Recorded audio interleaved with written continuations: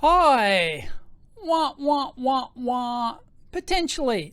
With my Enphase solar system. I had this installed. It's almost 4 years ago now in April, I think, 4 years. And I've had no issues at all with my Enphase microinverter system. But I just got an email alert saying that one of my saying that my microinverters are not responding.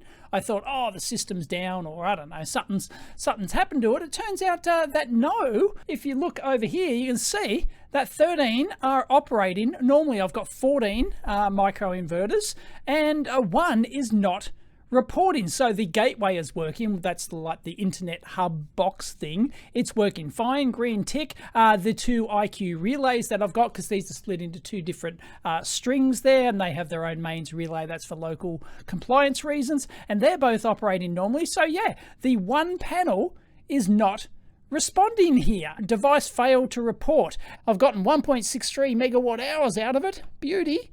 Over the last 4 years. Terrific. But the warranty, and there you go, the warranty expires the 1st of April 2031. 2 weeks later. All right, first thing I'm going to do is switch off the AC relay here. I don't know which one's what, because it wasn't labeled which side of the house it was on. So I'll switch off both of those. So both AC strings are off. Let's head up. Okay, according to the map, it should be the second one there. So if the installers have done their job, and even though I'll switch this string off to be doubly sure, there you go, I'll switch it definitely off here. So let's try and get this off. There's enough room for me to crawl through here, I think. Yes, I got my Dunlop volleys on. Look at that. That's the Dunlop Classic. Ah, Bobby Dazzler. The roofing shoe of choice here in Australia. Thank you very much. And the Canyon shoe of choice.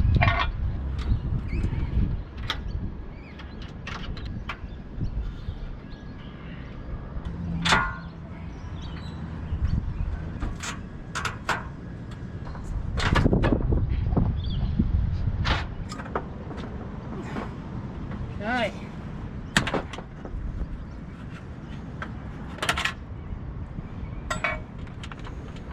This was actually, oh, there we go, flashing green, but it was flashing red before, I swear. Oh, there it goes. Yep. So of course it's getting there is a little bit of sun out at the moment. It's very diffused, but should be enough to power it up on the solar side. So got to assume this is the faulty one, and let's replace it.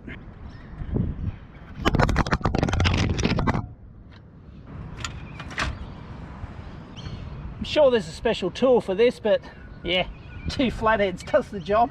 All right, new one installed, and it looks like the installers were correct. I was worried about that. Because all the other ones are now reporting normal. So yeah, it's not like I took out the incorrect one, because otherwise it'd show up as not actually doing anything. So yeah, let's provision this new microinverter. It should be as easy as, here it is, add or provision microinverter down here. Now there's 2 versions of the Enphase Enlighten system. I'm inside the Enlighten Manager here, and this is like more of like an installer maintainer. It gives you more kind of stuff. I'm not sure it's actually an installer one, because the installers might get another level again, but it's a more technical level than the regular Enphase one, which looks entirely different. In fact, I'll show you. Well, they don't call it Enlighten, but it is actually, you can see Enlighten up the top. So you log into this, and this is like sort of like the user interface. It doesn't have all the technical stuff, you know. So like, here's the array like this. Here you go. That was the fail one. So it's got the same sort of like visual overlay thing and stuff like that. It's just a sort of simpler, more sort of consumer friendly front interface, and it doesn't have any of the you know, complicated, like it's got the simple flow diagram here and stuff like that. So yeah, anyway, so I've got access to this, and I'm sure the consumer could get it if you just want to, like, if you actually request it, they'll give it to you. They didn't. I don't think they did it because I'm Dave from the EEVblog. Anyway, let's provision the new microinverter. Here is the serial number. They're all individually serial numbered, so because they have to be addressed, they're on a parallel bus, which is the AC. So they're AC coupled onto the AC bus, and yeah, so they've all got individually programmed serial numbers. That's how you can identify each one. So I think I've got that correct. So let's provision that. Oh, where's the provision link? I've only got the one gateway. Do I not have rights to do this? Oh, unbelievable. I think, yeah, I'm going to have to contact Enphase. I thought it was as simple as entering the serial number. And it's not like you have to, like, remove the other one or any, like, I can do that later. So it's not trying to talk to it anymore. But no, I should just be able to provision a new microinverter. I've added an extra one to my string. That's the whole advantage of this system. A microinverter. I've typed in the serial number. Does adding extra digits on the end do anything? No. So there's the barcode. It's barely scannable, but I did actually get it to scan. Yeah, I've got precisely that serial number, but then I've got 880-008-46 and then 48. No, so that's exactly what that barcode. So if the installer's like scanning it with a barcode or whatever, no, it doesn't seem to work either. Unbelievable.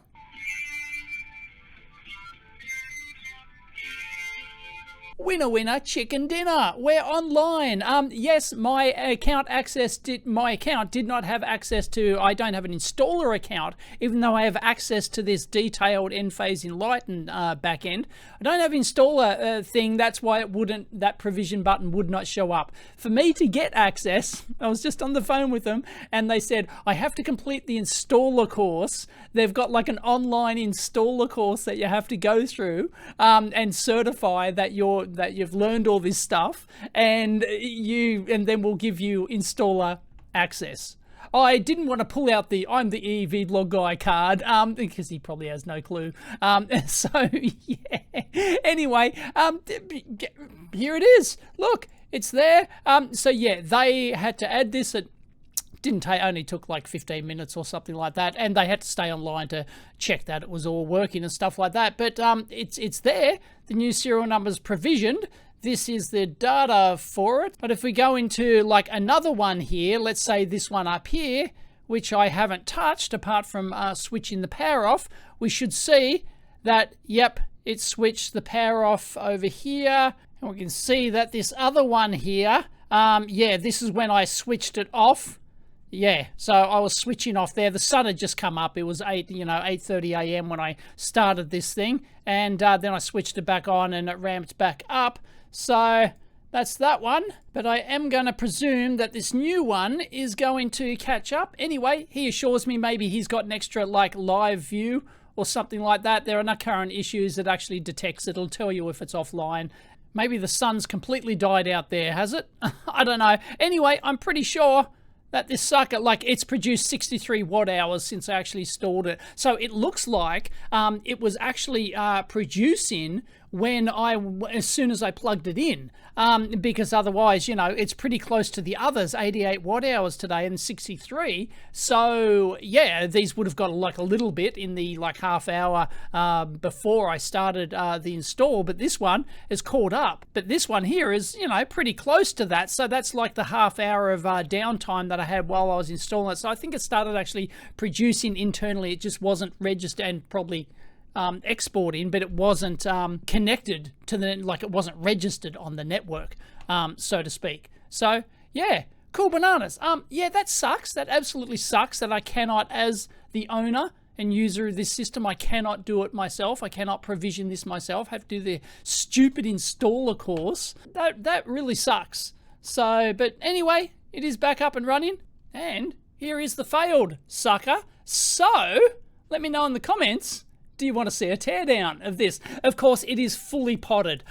So yeah, I don't know if it's hard potting compound or whether or not it's that soft potting compound like I did the Hoy Miles microinverter teardown. That was relatively easy to get apart. But yeah, this is all like ultrasonically welded, I think. So yeah, I'm gonna have to like Dremel this sucker. So it will not be easy to get apart.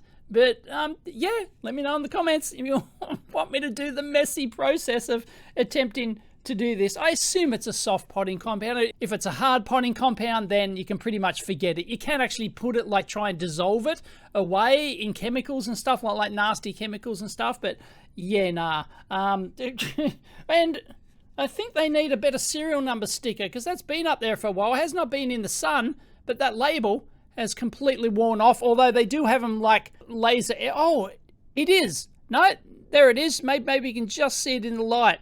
But yeah, it is actually the serial number. You can probably still get off there. But yeah, anyway, that's my only failure, and these have been up there, what, 4 or 5 years? Something like that. So one failure out of 14. Don't know what caused it, but there you go. Leave it in the comments down below. It is fixed. They did get the warranty replacement, but yeah, they didn't make it trivial for me to do that. So anyway, thoughts and comments down below. Catch you next time. Oh look, I just got the email. I can go to Enphase University. Yay! Australia. Let's go in. English. Confirm. Should I do the online course now? So I had to sign in with my account. Enphase University, yeah, I'm logged in under me. Dear user, the course you are trying to access is not applicable in Australia.